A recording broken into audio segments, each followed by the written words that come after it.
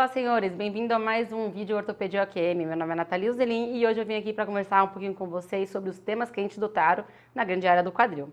Lembrando que, com a proximidade do taro, a equipe da Ortopedia OQM vai disponibilizar gratuitamente um simulado do taro com questões inéditas. Então, se você não se inscreveu, corre lá que ainda dá tempo. Beleza? Bom, para a gente conversar um pouquinho sobre esses temas quentes do taro, eu peguei os últimos 5 anos das questões de taro e teote e tabelei para ver quais são os temas mais frequentes. Então, vamos dar uma olhadinha aqui. Aqui está a tabelinha, né? E eu joguei em gráfico. Então, vamos ver. O que a gente consegue ver é que a maior incidência de questões é no tema do trauma, tá bom? Em sequência vem na ortopedia e, por último, anatomia e embriologia.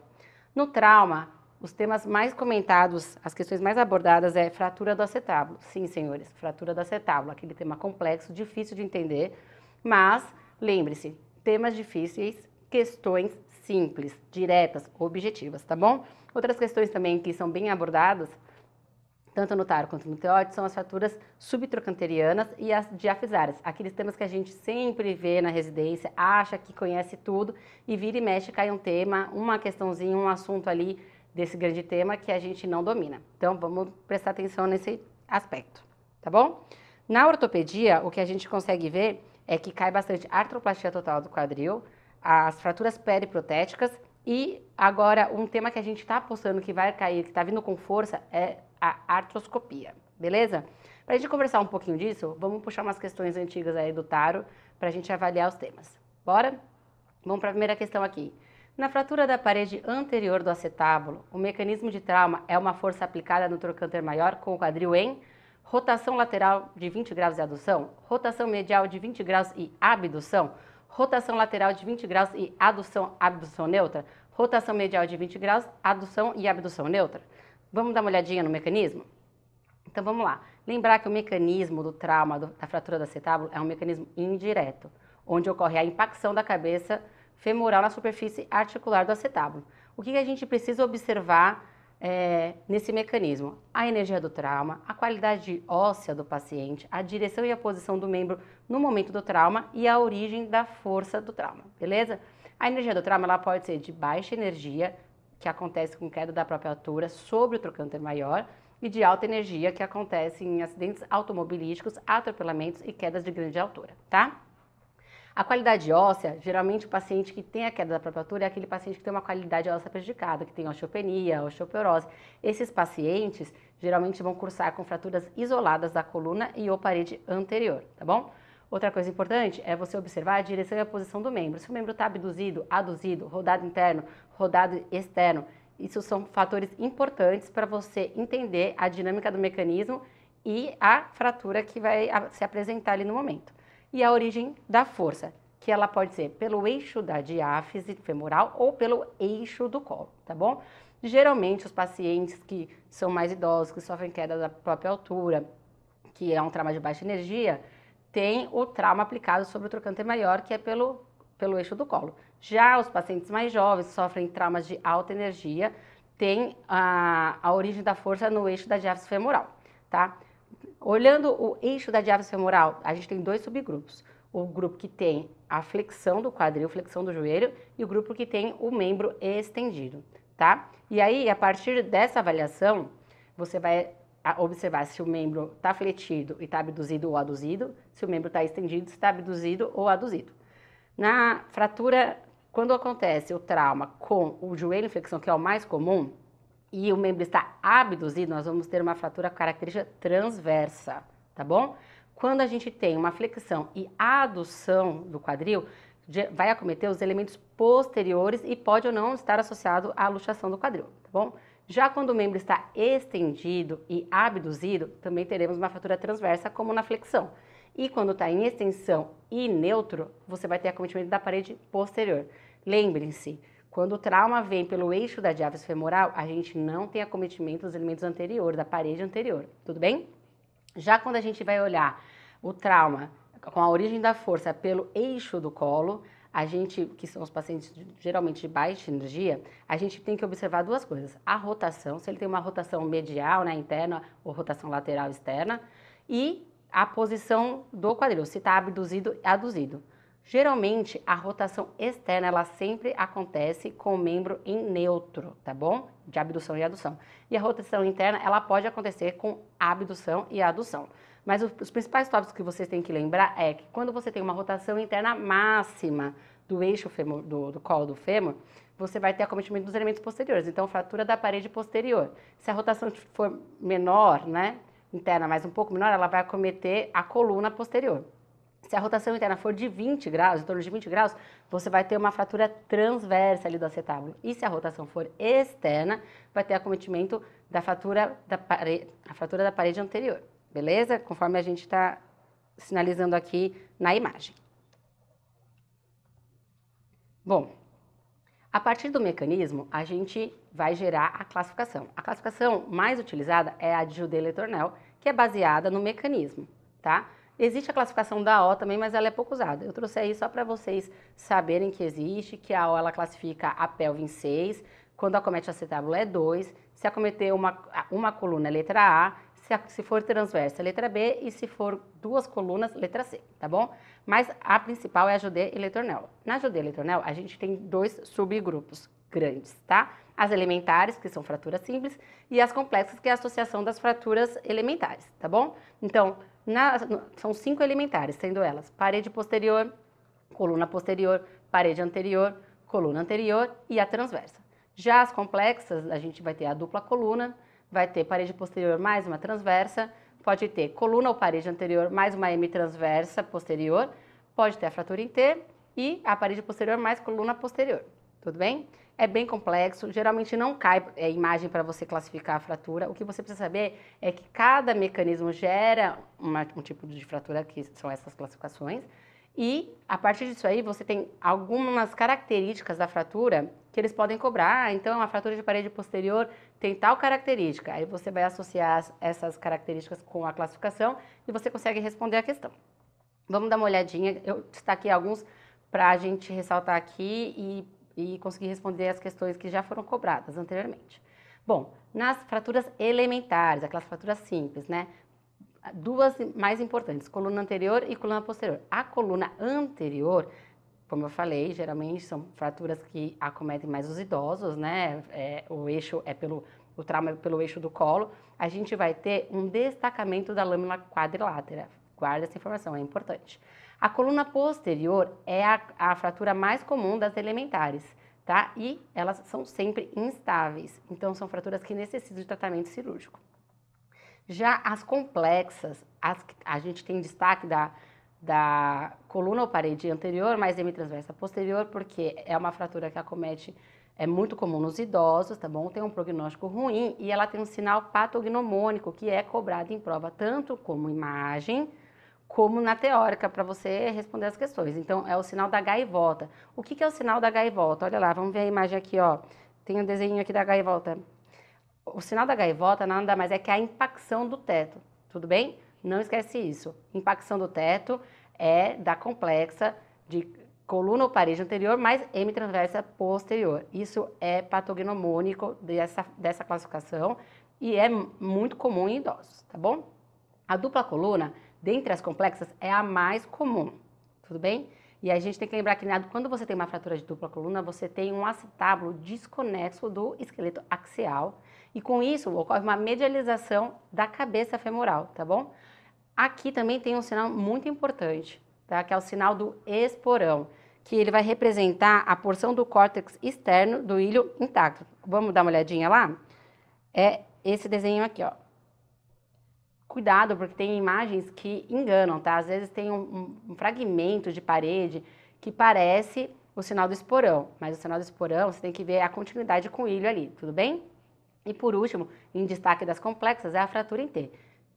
A fratura em T, ela pode ser uma fratura transversa associada a um traço vertical inferior e pode ser uma fratura transversa com acometimento do ramo isquiopúbico. Bom, então vamos rever a questão aqui para ver se a gente consegue responder? Vamos lá, na fratura da parede anterior do acetábulo, o mecanismo, parede anterior, vamos lá, lembra, parede anterior, quando a gente tem parede anterior, a gente pensa no eixo do colo, né, queda da própria altura, baixa energia, o mecanismo do trauma e a força aplicada no trocânter maior com o quadril em. Vamos lembrar? Rotação lateral não acontece com adução e abdução. Lembra que a abdução e a adução, ela tá neutra, então a gente já consegue cortar essa questão. Rotação medial de 20 graus e abdução, quando a gente tem uma rotação medial de 20 graus e abdução, a gente tem uma fratura transversa. Rotação lateral de 20 graus e adução neutra, é isso aqui, a resposta é essa. E a última, rotação medial de 20 graus, adução e abdução neutra. Então, resposta letra C. Beleza, galera? Vamos ver uma outra questão aqui para dar continuidade.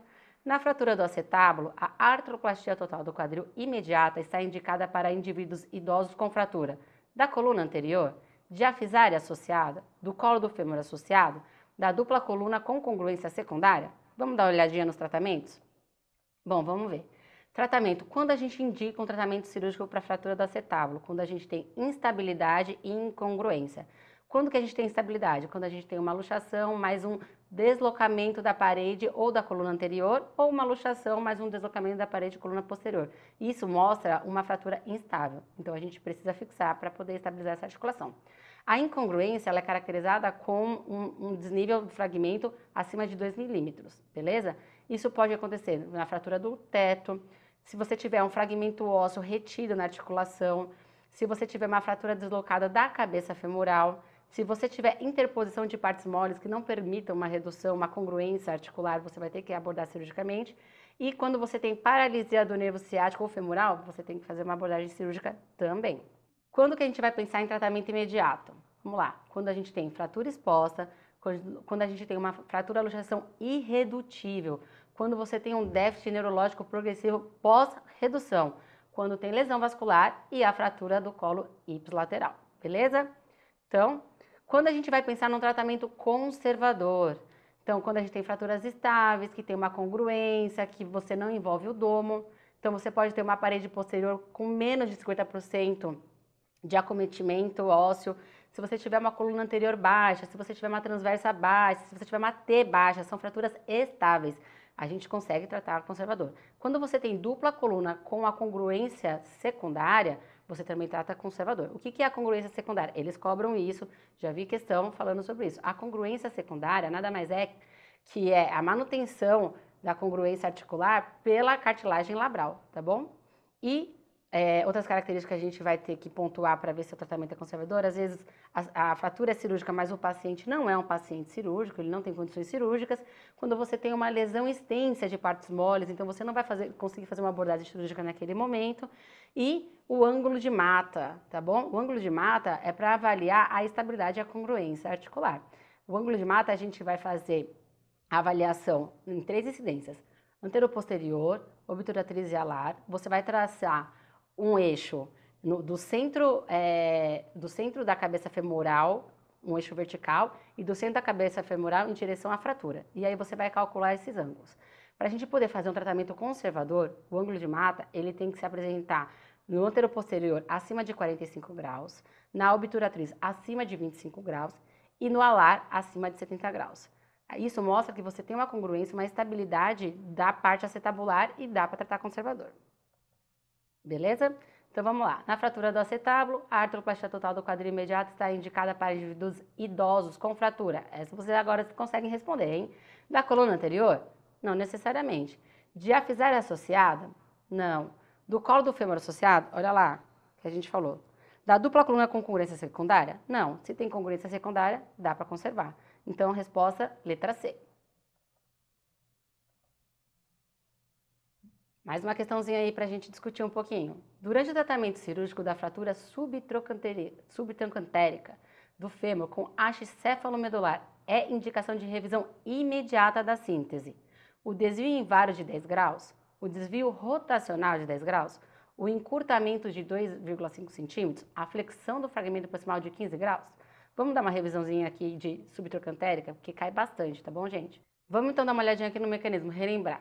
Tá? As fraturas sub, elas podem acontecer por baixa energia, que geralmente são pacientes idosos, osteoporóticos, alta energia, que são os pacientes jovens, e as patológicas, tá? Tanto por uso de bifosfonatos quanto metástase óssea. Lembrar das forças deformantes, eles também cobram essas características. No fragmento proximal, geralmente, ele sofre abdução, rotação externa e flexão. A abdução acontece pelo glúteo médio, a rotação externa pelos rotadores externos e a flexão pelo ilho-pessoas. Lembre-se, quando você tem o trocânter menor avulsionado, você tem uma menor flexão do fragmento proximal, tá? Já o fragmento distal, eles vão sofrer uma medialização pela ação dos adutores e um encurtamento pelo quadríceps e pelos isquiotibiais.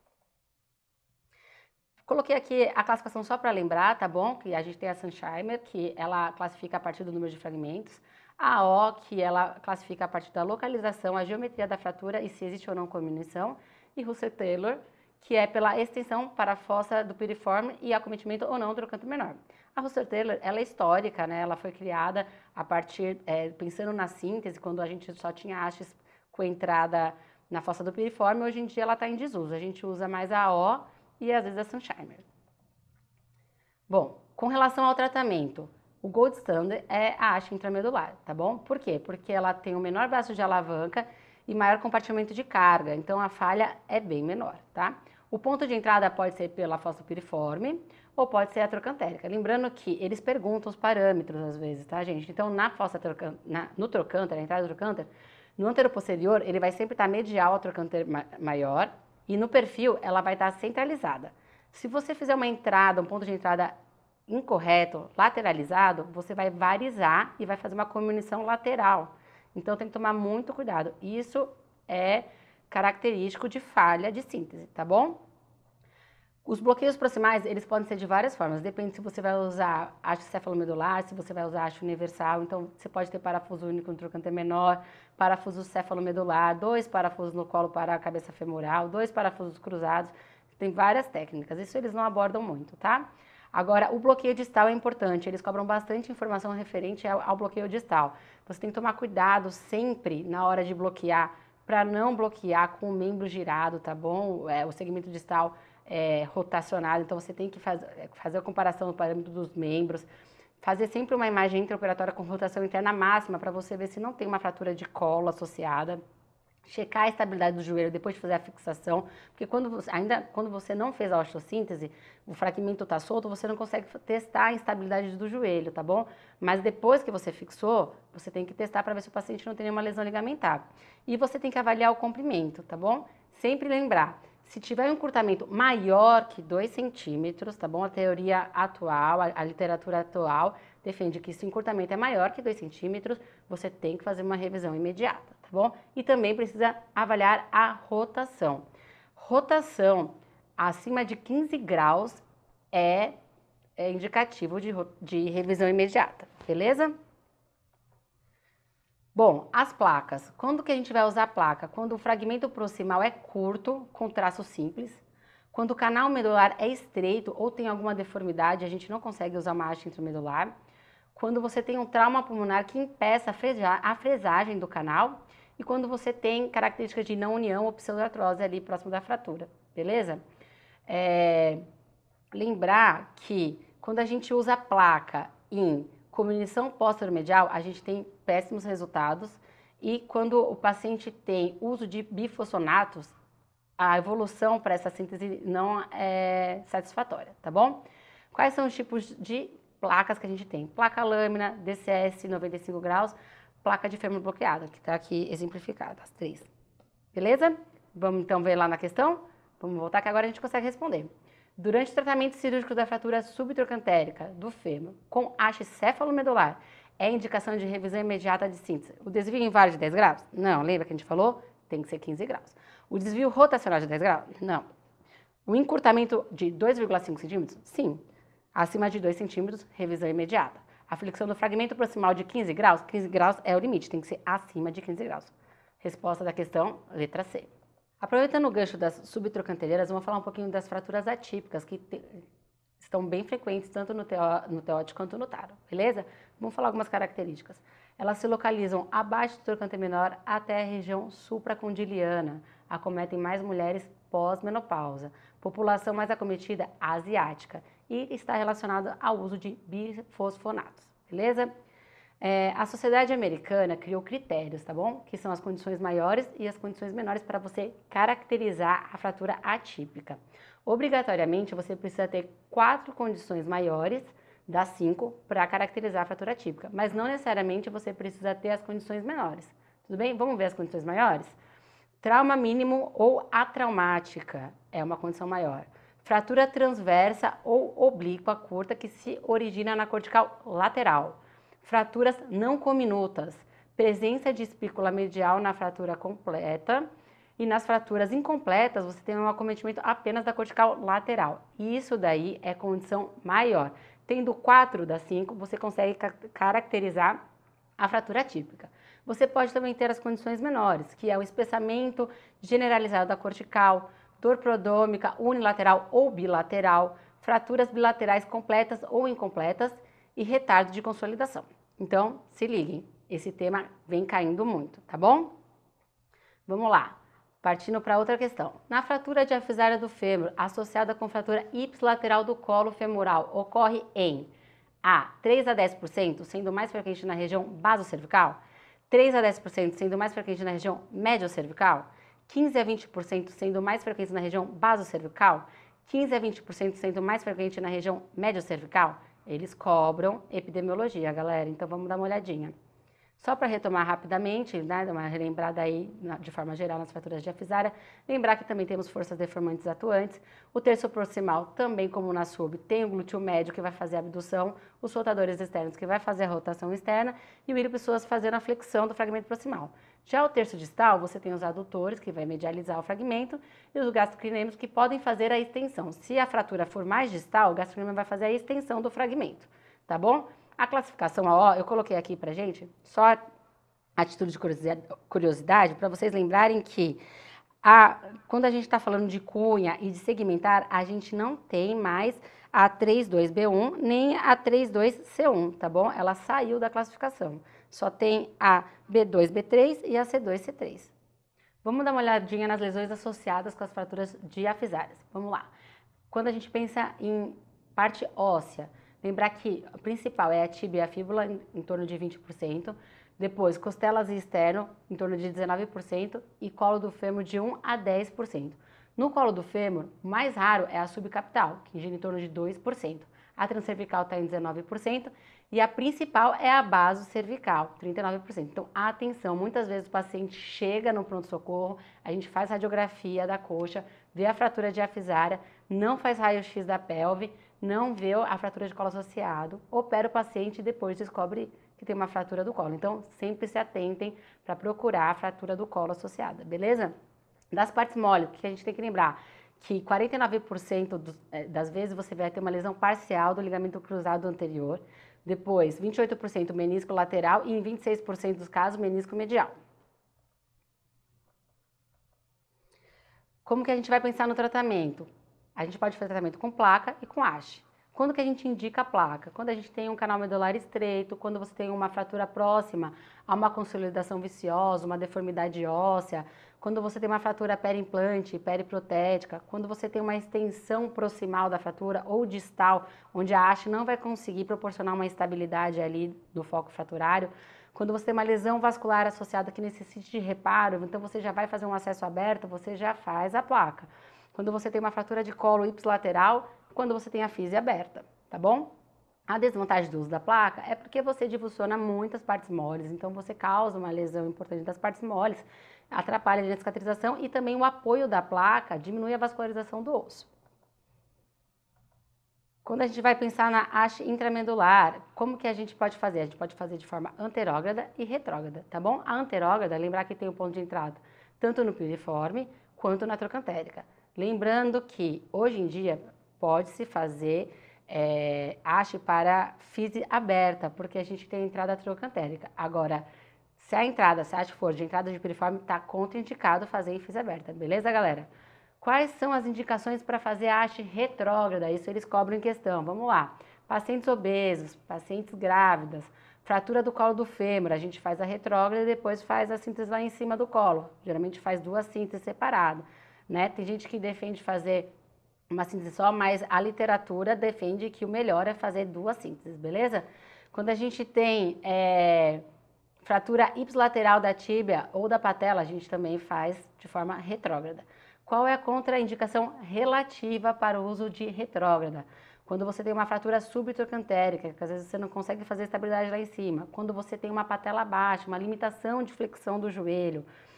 Falando sobre a técnica da haste retrógrada, vamos lembrar, a via é parapatelar, o joelho tem que flexir pelo menos de 35 a 50 graus para você conseguir fazer a introdução da haste. O ponto de entrada, eles cobram isso em questão, lembrar, no anteroposterior você tem que entrar no sulco condilar e anterior ao LCP, em torno de 6 a 12 milímetros. É questão de prova isso aí, galera. Fiquem atentos. E no perfil, é na confluência do sulco femoral e da linha de Blumenstadt. Aqui, ó. Sulco femoral e da linha de Blumenstadt. Essa daqui é o parâmetro para entrar, beleza? Em direção à medula do fêmur, tá? Lembrar que a gente tem o valgo do joelho aí, então tem que ir em direção ao canal medular. Então vamos lá responder a questão. Na fratura diafisária do fêmur, a associação com fratura ipsilateral do colo femoral ocorre em, vamos de baixo para cima, 15 a 20% sendo mais frequente na região médio-cervical? Não. Lembra que a gente falou? 1 a 10%, aqui já corta. Médio-cervical também não é a mais frequente. 15 a 20% também não é, a C também não é. 3 a 10% sendo mais frequente na região médio-cervical? É que a literatura atualizou, né? Que agora é de 1 a 10%, né? Na época do TARO 2019 era de 3 a 10%. Mas aí a gente vai descartar aqui, ó, médio cervical? Não, né? Então, 3 a 10% sendo mais frequente na região basocervical. Resposta A. Mais uma, vamos lá. Na artroplastia total do quadril, o jump distance é a distância necessária para a cabeça femoral. Sair do acetábulo equivale à metade do seu diâmetro. Sair do acetábulo equivale ao dobro do seu diâmetro. Percorrer até a borda do componente acetabular e equivale à metade do seu diâmetro. Percorrer até a borda do componente acetabular e equivale ao dobro do seu diâmetro. Galera, a artroplastia total do quadril é um assunto complexo, muita informação, e geralmente os dados mais específicos eles cobram na prova oral, tá? Mas na prova escrita eles cobram alguns tópicos que eu vou trazer aqui para vocês para relembrar. Uma parte mais de biomecânica, algumas características, então vamos lá. O que a gente precisa lembrar que são tópicos relevantes, tá bom? Forças atuantes, braço de alavanca, lembrar que no braço de alavanca a gente tem o trabalho da força do peso e dos adutores, e que a força do adutor é 2,5 a 3 vezes a força do peso para conseguir manter equalizada a bacia, beleza? Lembrar do estresse para o osso, o estresse no osso é desejável, então a gente tem que pensar nos materiais. Geralmente, os materiais que têm alta elasticidade, né, eles são muito rígidos, então eles absorvem muito a carga e não deixam passar o estresse para o osso. Isso vai causar o stress shield, que é mais proximal e medial, aquela osteoporose, né, aquela fragilidade óssea. Então, isso não é desejável. A gente deseja que tenha estresse no osso, tá bom? Lembrando que o stress shield, ele estabiliza em torno de 2 anos.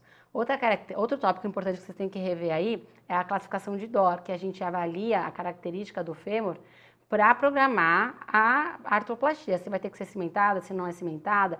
Lembrar que a classificação de DOR era dividida em A, B, C, e a gente vai observar o raio-x no AP e no perfil para ver a cortical medial e a posterior, entendeu?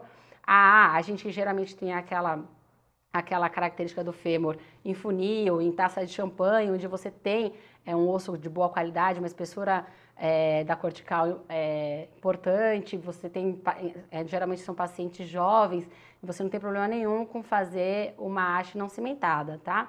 A B é quando você tem, no perfil, você tem uma diminuição da cortical medial e a posterior, mas ainda assim você não tem problema de síntese. E a C é daquelas mulheres mais velhas, osteoporóticas, onde você tem aquele padrão chaminé, que você tem um afilamento da cortical posterior e medial, e aí é interessante fazer uma cimentação, beleza? Outra coisa que tem que se ater aí, que eles cobram às vezes, são os parâmetros. O que é o offset vertical, o que é o offset horizontal, a versão femoral, isso a gente tem que observar, tá bom? Então lembrar que o offset vertical a gente avalia na distância do centro da cabeça com o comprimento da haste. O offset horizontal, a gente vai do centro da cabeça a um eixo que passa no centro da haste, e a versão femoral é a antiversão do colo, né, que é em torno de 15 graus, tá? Características da parte do fêmur que a gente tem que destacar aqui para vocês lembrarem, só um chamado assim para vocês lembrarem que às vezes cai. As não cimentadas, elas são mais fisiológicas, tá bom? As cimentadas, elas têm que ocupar 80% do canal. E o manto de cimento tem que ser em torno de 2 a 4 milímetros proximal e 2 milímetros distal. Antigamente era 3 a 4 milímetros, agora é 2 a 4 milímetros, beleza? No acetábulo, lembrar que a cúpula metálica, ela reduz e distribui melhor o estresse. Então, hoje em dia, a gente sabe que a cúpula metálica é melhor que a de polietileno, tá bom? Quando a gente vai fazer uma cúpula cimentada, a gente tem que lembrar que o manto de cimento é em torno de 3 milímetros, tá? O polietileno mais espesso e ele permite, quando você utiliza a técnica com polietileno mais espesso, em torno de 5 milímetros, e você, quando faz a fresagem do acetábulo, você faz a manutenção do osso subcondral, você permite um equilíbrio entre a reabsorção e a distribuição do estresse. Então, você tem uma melhor adesão, uma estabilidade ali da prótese, beleza? Lembrar dos quadrantes de Vasilevsky, tá? Que são bem importantes para a gente fazer a fixação dos parafusos. Como que a gente avalia, como que a gente traça esse quadrante? A gente vai pegar lá da espinha ilíaca anterosuperior, traçar uma reta no centro do acetábulo em direção ao tubérculo isquiático e vai fazer uma perpendicular a esta, passando pelo centro de rotação do acetábulo, tá bom? E aí vai dividir em 4 quadrantes, sendo que a gente tem que se atentar, porque no quadrante antero-superior, a gente tem o risco dos vasos ilíacos externos. No quadrante antero-inferior, a gente tem risco de lesão de vasos e nervos obturatórios. No quadrante posto-superior é a região de segurança, é aqui que a gente vai passar os parafusos, mas também tem risco, então tem que tomar cuidado com os vasos glúteos superiores e o quadrante póstero-inferior, que vez ou outra a gente usa para fixar o parafuso, mas tem que tomar cuidado porque pode acometer lesão de nervo ciático e dos vasos glúteos, tá bom? Com relação à interface, lembrar que a interface é a questão da cabeça, do acetábulo.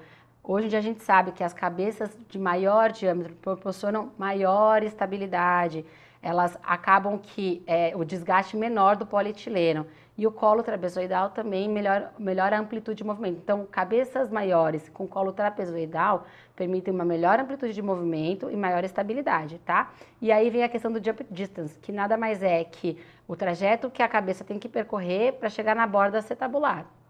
E esse trajeto, ele equivale à metade do diâmetro da cabeça, tá bom?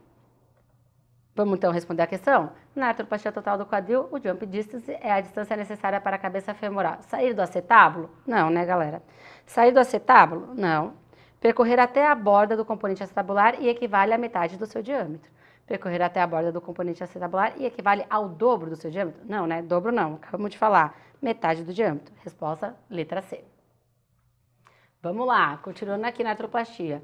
Na fratura periprotética, na imagem a seguir, a melhor forma de tratamento é a osteossíntese interna com uso de enxerto ósseo, uso de cerclagem isolada, revisão do componente femoral, manutenção do componente femoral. Bora lá dar uma revisadinha nisso? Vamos lembrar que as fraturas periprotéticas elas podem acontecer no intraoperatório e no pós-operatório. Lembrar que tanto no intraoperatório quanto no pós-operatório, a maior frequência é na parte femoral, tá? O mais comum é no femoral. A acetabular é bem mais difícil, tá bom? Acontece geralmente nas não cimentadas.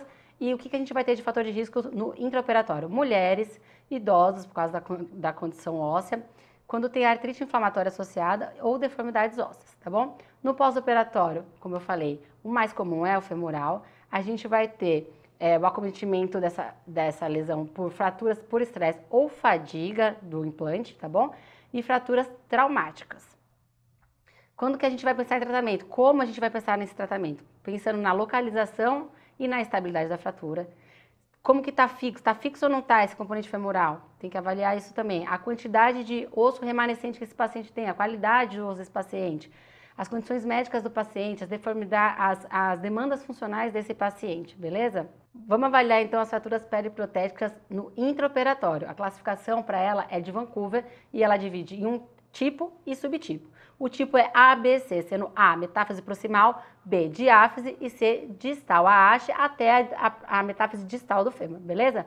O subtipo vai ser qual que é a lesão ali. Se é 1, perfuração cortical, 2, se a fratura não tem desvio e 3, com a fratura com desvio, tá bom? A partir da associação dessas classificações, a gente vai tomar a conduta. Então, a conduta no A, que é metáfase proximal, quando você tem 1, que é perfuração cortical, você vai usar o enxerto. Quando você tem o 2, que é a fratura não desviada, você vai usar o enxerto mais a seclagem. Quando você tem 3, que é o desvio da fratura, você vai fazer uma haste de revisão mais seclagem se tiver estabilidade. Beleza? Na B, que acomete a diáfise, quando você tem uma perfuração na diáfise, você vai trabalhar com enxerto, cerclagem e se tiver uma instabilidade, você pode fazer até uma haste de revisão. Se você tiver uma fratura sem desvio estável, você vai fazer uma cerclagem. Se você tiver uma fratura sem desvio instável, você vai fazer uma revisão mais a cerclagem, tá bom? Agora, nas fraturas diafisárias com desvio estável, você vai fazer enxerto mais cerclagem. E se ela estiver instável, você vai partir para uma haste de revisão. Agora, quando a fratura é distal à haste, até a metáfise distal do fêmur, com perfuração você faz um enxerto. Com fratura sem desvio, você faz uma cerclagem. E com desvio da fratura, você vai fazer uma RAF, tá? Vai fazer abrir e fazer uma fixação com placa. No pós-operatório, a classificação também mais comentada é a de Vancouver. E ela se divide em A, quando a região é trocantérica, B, ao redor da haste ou imediatamente distal à haste, e C, quando ela está totalmente distal à haste, tá bom, galera? Aí, a gente vai ter uma subdivisão. A G, quando você tem acometimento do trocânter maior, a L, quando você tem acometimento do trocânter menor. Nesses daí, como que vai ser a conduta? Se você tiver estabilidade, tá bom? Você pode fazer um tratamento conservador com carga protegida. Quando você tem uma fratura instável, aí é indicado você fazer uma cerclagem, beleza?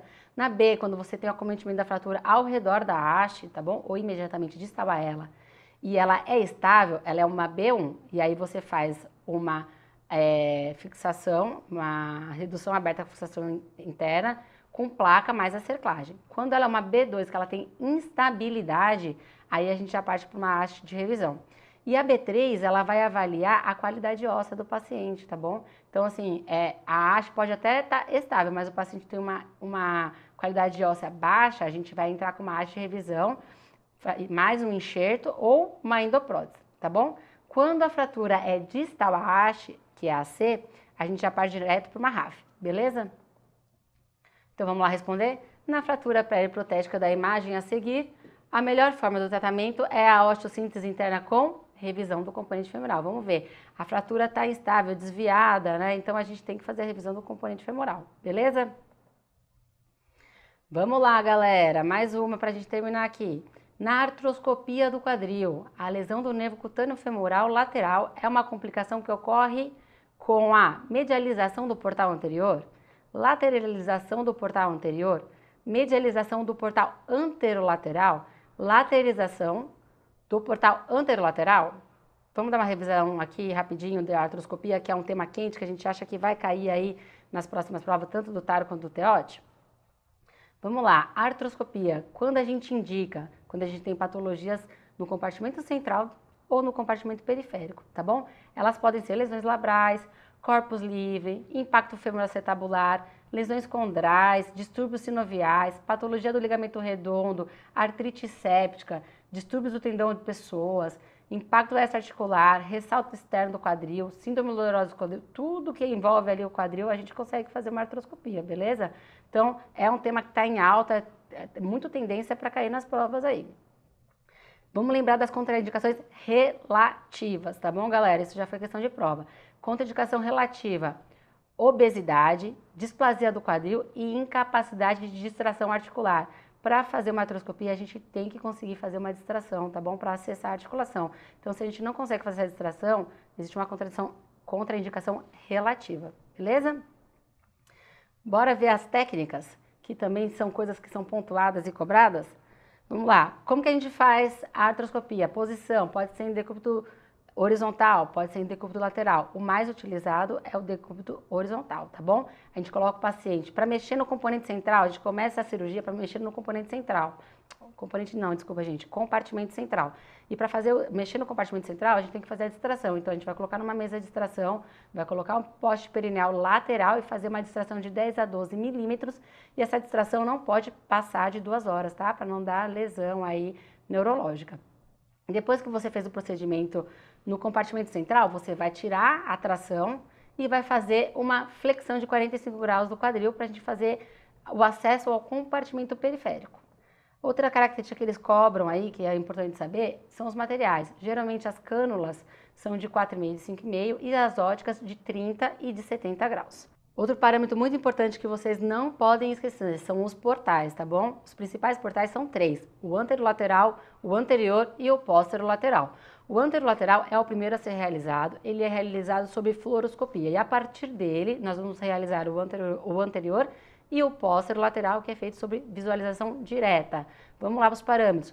O anterolateral, como que a gente faz ele? 1 centímetro superior e anterior à borda anterior do trocânter maior. O anterior é a interseção de uma linha da ponta do trocânter maior a uma linha que se estende inferiormente a partir da espinha líquida antero-superior, tá bom? E o posterolateral é 1 centímetro posterior e superior ao trocânter maior. Vamos lá, galera, características importantes dos portais, que vocês não podem esquecer que isso é cobrado em prova, tá bom? Dos 3 portais. No anterolateral, qual a estrutura que a gente invade, que a gente passa ali? Glúteo médio e cápsula. Que estrutura que está em risco? Estrutura nobre, nervo glúteo superior e o ciático. O que a gente vai visualizar pelo portal anterolateral? Colo femoral anterior, articulação anterior e ligamento redondo, beleza? No portal anterior, a gente vai passar entre o sartório e o reto femoral. Qual é a estrutura nobre? Nervo cutâneo lateral, nervo cutâneo femoral lateral e artéria circunflexa femoral lateral. O que a gente vai olhar? Compartimento central. No portal posterolateral, a gente vai passar entre o glúteo médio e o mínimo. O que está em risco? Nervo ciático. E o que a gente vai observar? Articulação posterior. Um detalhe aqui que é importante falar, que pode ser cobrado, é que o portal anterior ele tem uma angulação específica para a introdução da ótica. Então, a gente tem que lembrar que a angulação é de 45 graus cefálico e 30 graus para medial, tá bom? Essa informação pode ser cobrada aí. Bom, sobre as complicações, a gente sabe que as complicações artroscópicas é abaixo de 3%, então são bem baixas, mas a principal complicação, mesmo sendo baixa a complicação, a principal complicação é a neuropraxia, tá bom? E é por tração. Tração, quais são os nervos acometidos? Femoral, o ciático e o pudendo. Passou de 2 horas ali a tração, pode dar neuropraxia, tá bom? Mas ela é reversível, geralmente é reversível. Outra neuropraxia que a gente tem é a neuropraxia do nervo cutâneo femoral lateral. Quando que ela acontece? Quando você tem uma medialização do portal anterior, tá bom? Então fique atento aí na programação dos portais. Outras características que podem acontecer, outras complicações que podem acontecer, lesões perineais por pressão, ali por causa da tração, às vezes dá um edema de grandes lábios, de bolsa escrotal, tem que tomar cuidado, até os pés também com tração, tá bom? Lesões iatrogênicas, articular, no condral, labral, e a instabilidade, quando a gente vai fazer a osteotomia ali, se tiver um impacto, um CAM, às vezes você come muito ali o osso e acaba gerando uma instabilidade. Então, voltando para a questão, vamos responder a questão aí? Agora vocês conseguem, vamos lá. Na artroscopia do quadril, a lesão do nervo cutâneo femoral lateral é uma complicação que ocorre com a medialização do portal anterior, lateralização do portal anterior, medialização do portal anterolateral ou lateralização do portal anterolateral? Medialização do portal anterior, né, galera? A gente acabou de falar. Bom, é isso. Um tema, muita informação. Tentei passar um pouco aí do que dava. Estudem. Boa sorte aí no Tarot. Tamo junto.